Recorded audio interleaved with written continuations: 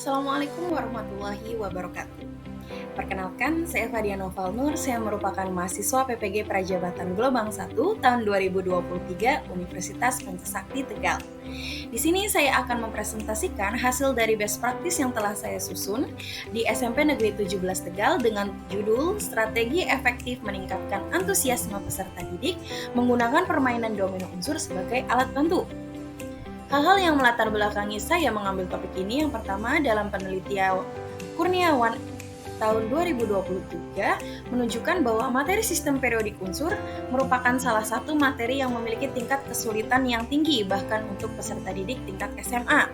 Lalu saya menemukan bahwa kurangnya inovasi guru dalam mengajar sehingga sebagian besar guru masih menggunakan pendekatan ceramah dan hafalan. Hal ini tidak sesuai dengan materi IPA yang kompleks terutama pada materi sistem periodik unsur. Lalu saya melihat belum terdapat model pembelajaran yang efektif untuk meningkatkan antusiasme dan mempermudah peserta didik dalam menghafal unsur-unsur pada sistem periodik unsur, khususnya untuk jenjang SMP. Dengan begitu, melalui kajian literatur, saya menemukan bahwa penelitian Winanta menunjukkan bahwa permainan edukatif dapat membuat peserta didik lebih tertarik dan aktif dalam proses pembelajaran, yang pada gilirannya dapat meningkatkan daya ingat dan pemahaman mereka terhadap materi pelajaran. Nah, di sisi lain saya juga menemukan penelitian Irawati menunjukkan bahwa permainan kartu domino pada materi ikatan kimia dapat memperkuat memori peserta didik melalui elemen visual yang interaktif serta terbukti dapat meningkatkan hasil belajar peserta didik. Nah, dengan begitu saya menyusun pembelajaran game-based learning dengan alat bantu berupa kartu domino unsur. Nah, metode yang saya gunakan pada best practice ini, saya melakukan best practice di tempat SMP Negeri 17 Kota Tegal pada kelas 8H tahun ajaran 2023-2024, tepatnya pada semester 2, dengan metode deskriptif kuantitatif dengan teknik pengambilan datanya menggunakan kuesioner dengan bantuan Google Form. Nah, aspek yang diukur pada best practice ini yaitu antusiasme peserta didik dengan 5 indikator, yaitu respon peserta didik, perhatian peserta didik, kemauan peserta didik, konsentrasi peserta didik, serta kesadaran peserta didik dalam melibatkan diri. Nah, dalam beberapa metode ini, saya melakukan beberapa tahapan. Yang pertama itu tahapan persiapan. Yang pertama, saya tentunya mengidentifikasi kebutuhan belajar peserta didik pada materi unsur. Setelahnya, saya baru merumuskan tujuan pembelajaran yang akan dicapai. Lalu saya membuat media berupa kartu domino unsur. Nah, selanjutnya saya melakukan uji coba bersama rekan-rekan guru yang lain.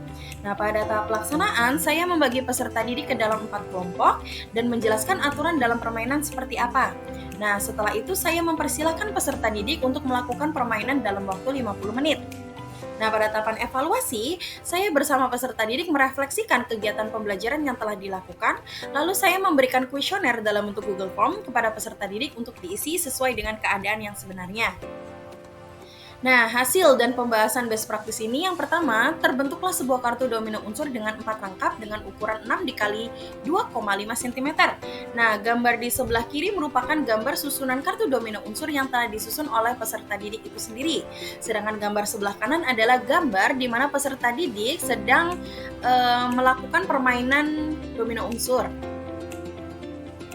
Nah, di sini sebelum melakukan permainan itu atau sebelum implementasi, saya tentunya sudah melakukan uji coba terlebih dahulu dengan rekan-rekan yang lain yang memastikan bahwa permainan domino unsur dapat berjalan dengan baik.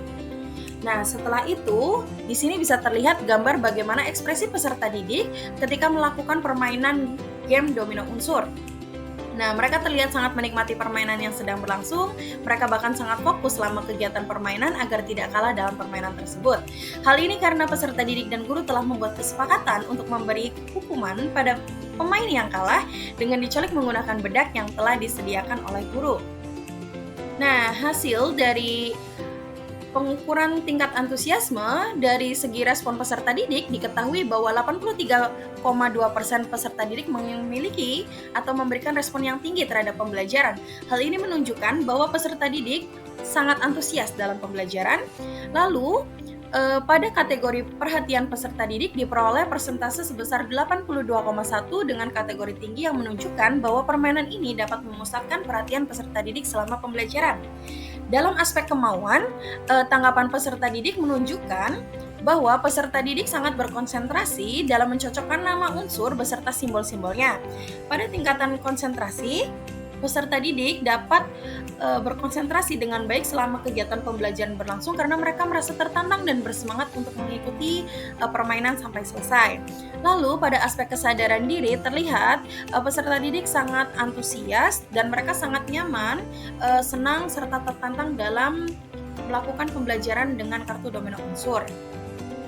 Nah, dengan begitu kesimpulannya permainan domino unsur sebagai alat bantu di SMP Negeri 17 Tegal terbukti efektif dalam meningkatkan antusiasme peserta didik. Lalu metode ini membuat pembelajaran kimia tentunya lebih menarik, interaktif, dan inovatif. Peserta didik juga dapat terlibat aktif di dalamnya.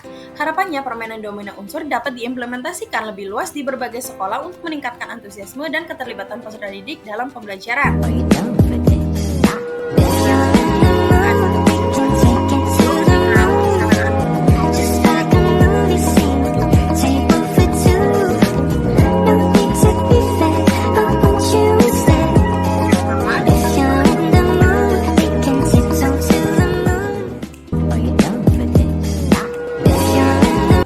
Selanjutnya ini adalah daftar pustaka yang menjadi rujukan saya dalam menyusun best practice ini.